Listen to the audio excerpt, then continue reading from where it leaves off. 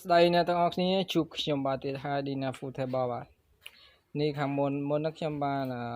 ប្រាប់អ្នកទាំងអស់គ្នានៅក្នុងវីដេអូមុនហើយ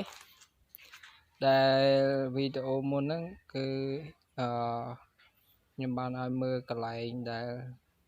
បានបាញ់ពណ៌លុបដែលអត់បានគូកយ៉ាឥឡូវគូរួចហើយអ្នកទាំងអស់គ្នាហើយគូរួចហើយវាមានពីរកន្លែងដែលយើងត្រូវគូអ្នកទាំងអស់គ្នាមើលបាទជើងវាចឹងដែរនេះប្រឡប់ពណ៌វាបាន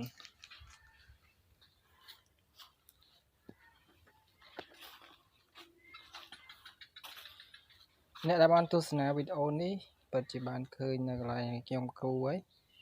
នេះអ្នកដែលមើលដឹង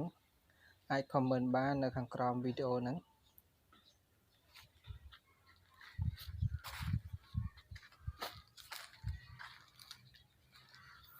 អរគុណចំពោះការតាមដាននៅវីដេអូនេះហើយចំពោះអ្នកថ្មីដែលចូលមកទស្សនាវីដេអូនេះសូមកុំភ្លេចជួយចុច Subscribe នៅ Channel នេះផងអរគុណទឹកចិត្តទាំងអ្នកទាំងអស់គ្នាដែលគាំទ្រ Channel នេះ